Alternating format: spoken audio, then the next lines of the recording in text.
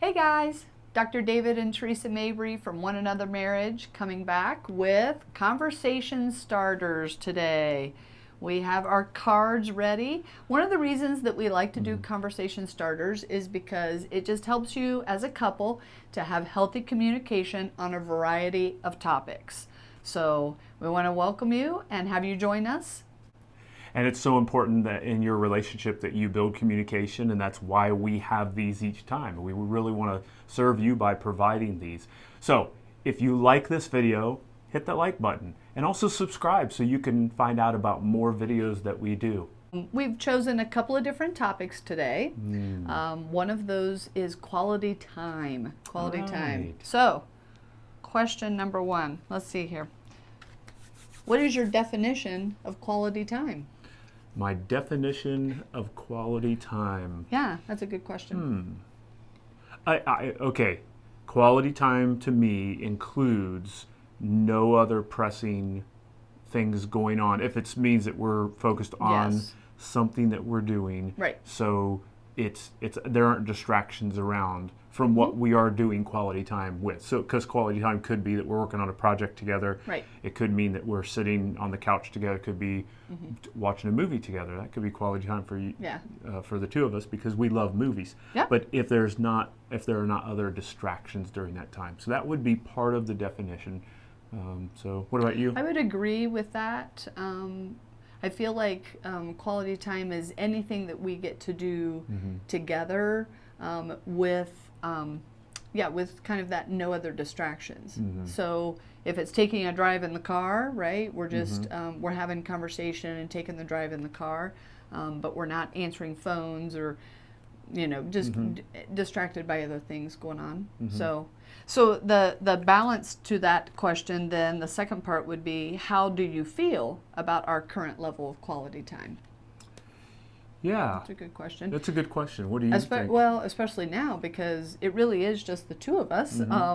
But I feel like lately, I don't know, a little bit lacking on some quality time. Just I feel like we're getting busy, but I mean, you have your things to do and I have my things to do, and then we're doing things together, but Yeah. Probably to go along with our definition of no distractions. Yeah. I'm not sure that we've done that really well the last couple of Yeah. weeks. Yeah. Although I feel like we have had some really strong times, just So not we're disagreeing. just not as frequently. Maybe Yes, is it well, a frequency yes. issue or a? No, Because I I think there have been a couple times. Yeah, it's frequency. But it's frequency. That's Yeah. right. Because I Yeah. really enjoyed, like, it was like last weekend or so. We had like this whole day, the whole day yeah. together. We took a long walk. Right. We just Right. It was so nice just to enjoy it. It was a beautiful day weather-wise. Right. So, and we didn't have any other appointments. Yep. So Yep. So for me, frequency. yeah, Yeah. we're gonna have to work on that. We're going to have to work on that. We are. All right. How about another question from a quality time card would be, do we have a group of couple friends? Yes. Yes, we do. Yes. What are some of the benefits that we have found from having those friends, and how did we actually meet them? Yeah, I think so. For us, we met those friends because of station in life. Yeah. So whether our kids Similar, were the same right. age, we were attending the same church. Right. So we ran in the same social circles already, and that was helpful. And so there are two parts to that question, though. Like, how did we meet? But the other question for them is, What are like, benefits what are the benefits of having mutual having- friends? Right. I think about the like the other day when we went out to dinner with some friends. It was I was talking to the husband, Yeah. you were talking to the wife, and we Yeah. had these two conversations going. But then all of a sudden, it's kind of like this chemistry where we are then interact as the four Yes, of us on we the same shift. subject, and then Right. we go back to the two of us. So it's like this dance that goes on Right. across the dinner table, right? Exactly. And I feel like for us, like David had mentioned, like church has been a big area where we have always found other couple friends.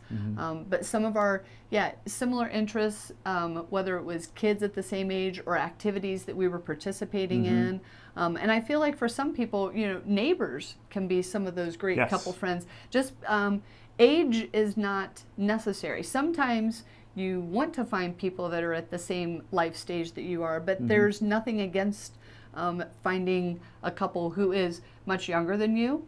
And possibly that's a great mentor relationship, or having a couple that's older than you, a seasoned couple. Absolutely. And you may find that within your neighborhood, and definitely can take advantage of just, sitting outside and, having conversation and just, It's a huge piece of feedback that we receive from couples is their struggle to be able to form friendships with other couples. So that's a very important piece, and we really want to encourage you to work on that piece. Try to find new friends, and that's a great suggestion, to be able to think outside of maybe where you traditionally think, or even be so narrow into, I can only be friends with people that are like me and that are at my same life station, but look outside of that and try to develop those friendships, because it can be mutually beneficial and so important. And it may be a struggle. Maybe the individual in your relationship too that may be a little bit more extroverted or may have some connections may help bridge the two of you to good friends as couples. So Absolutely. Keep working on that and be encouraged. Right. All right. I think we have time for one more. We're going to give you one just as a question for you to answer, throwing out. And we'll put those in the description below. All these Right. questions will be there for you. But the next one that we will dialogue on is going to be on finances. So another hot topic for a lot of people. So, and this one probably is very timely right now. So discuss your short-term and long-term spending priorities. Do we agree? And what happens if we don't? So Are you about to buy a new car? No. And not tell me. No. However, you always want to talk about that. But That's right. but we are discussing windows.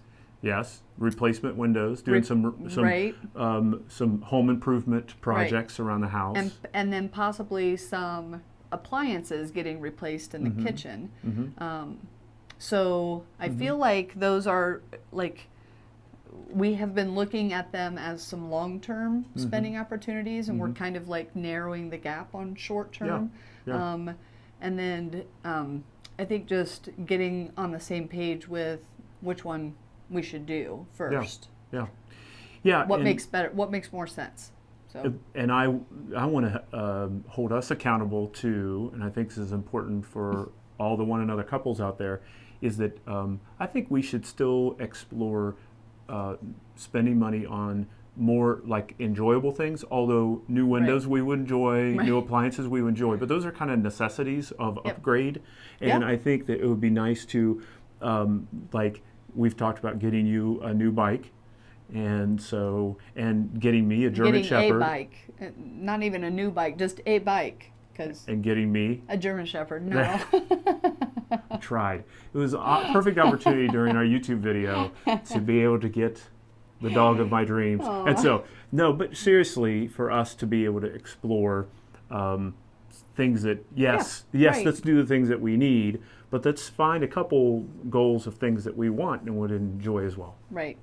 So having that communication with each other to talk about the pros and the cons, having a timeline, and actually doing some research. I know that that's helpful for David and I when we talk about these projects or different things that we want to do. We do some research to actually find out what would be the bottom line, how much is it going to cost. We usually don't just walk into the store and just buy it right off the shelf or order it off of Amazon right away.